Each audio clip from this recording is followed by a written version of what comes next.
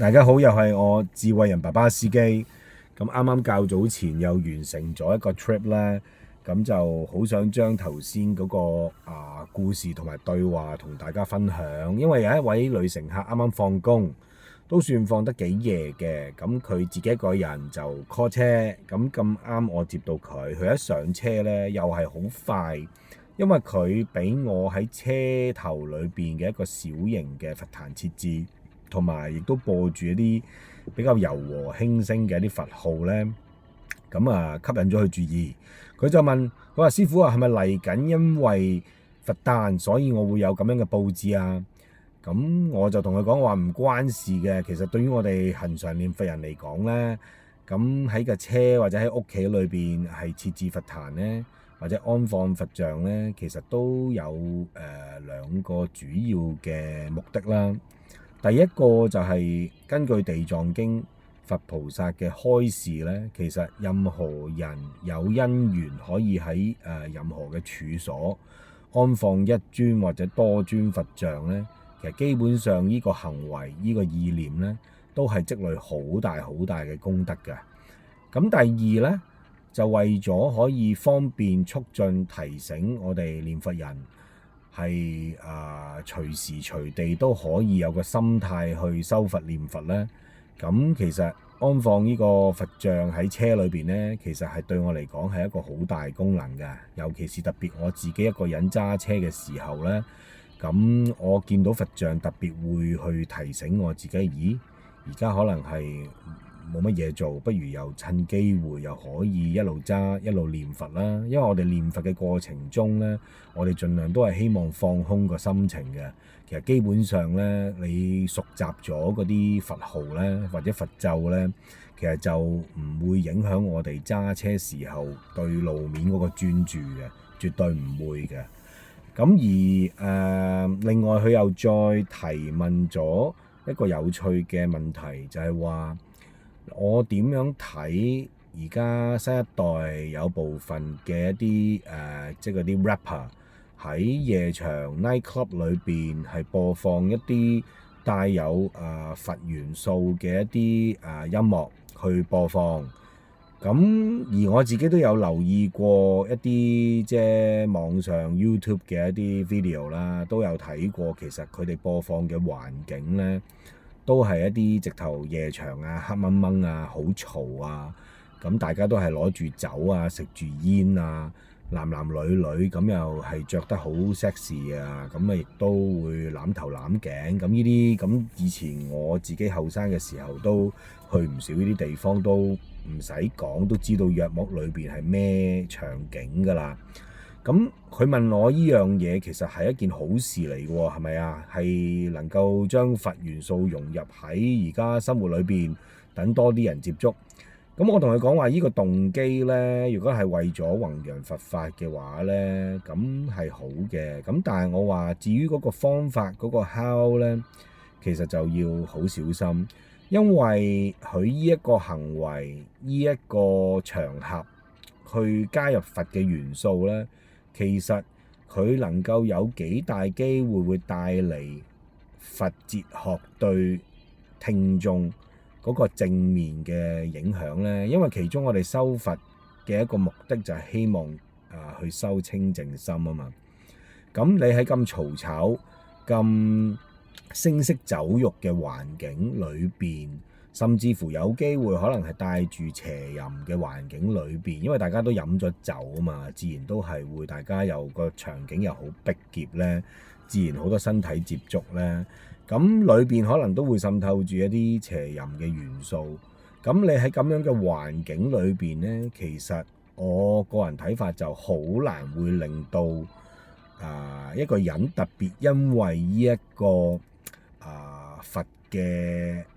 music 咧，而令到佢對佛係生起咗呢個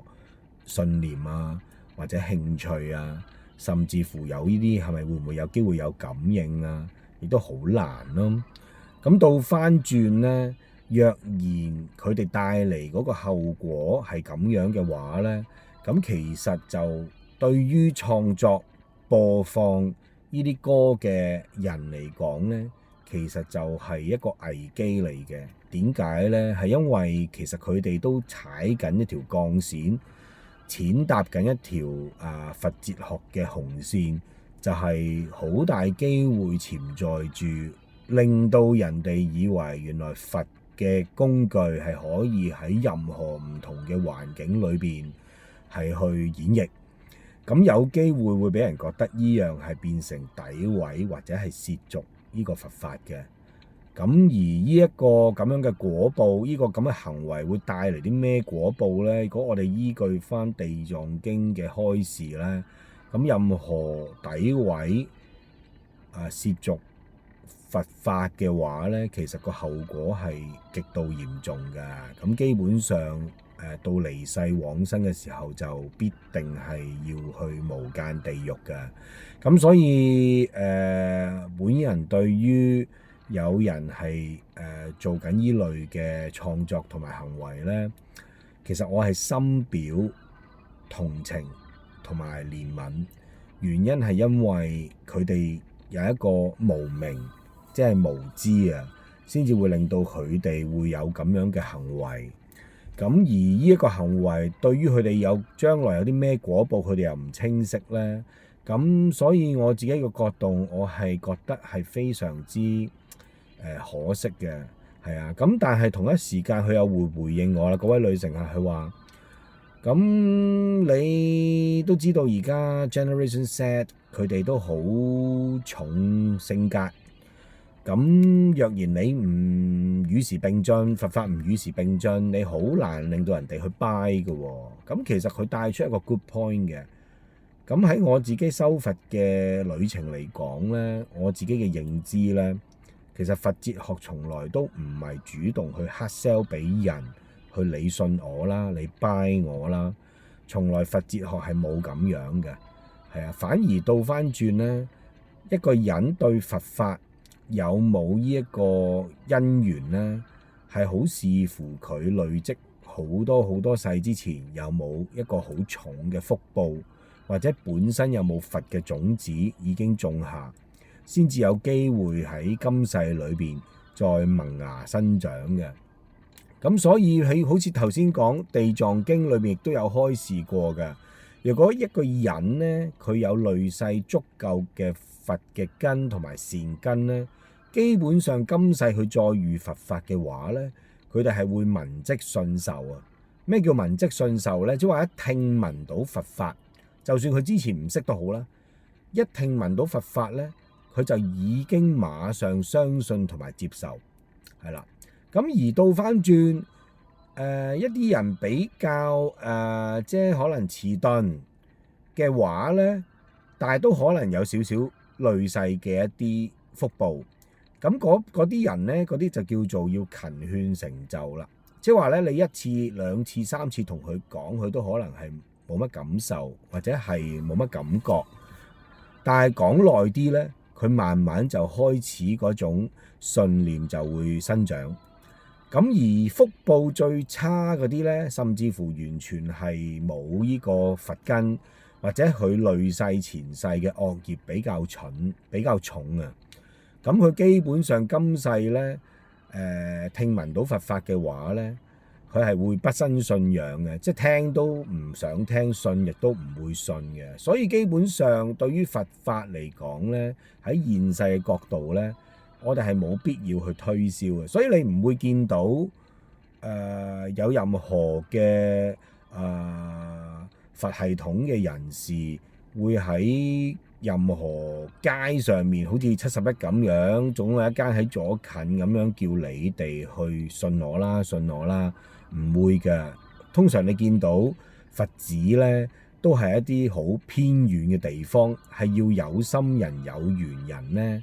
係用腳力，係啊，出汗出力呢，先至可以去接收到嘅。咁所以我嘅角度就，佛法亦都唔需要話要為咗咩嘢人，而我覺得唔同人，不管佢咪 Generation Z 或者唔同年代嘅人，其實我覺得都冇分別嘅，都係睇佢自己累世究竟有冇累積咗呢個善根咯。咁所以我嘅角度就，反而通過今次呢個對話呢，我覺得都係好開心嘅，可以帶出到一啲議題，俾大家明白咗，譬如佛哲學嗰個原理啊，或者係佢嗰個動機啊，咁就唔係推銷嘅。究竟有冇機會接受佛法，其實本身視乎你有冇累世嘅福報，有冇累世嘅佛根咯。咁我今日嘅分享又係到呢度啦，下次有機會又再同大家講第二啲故仔，拜拜。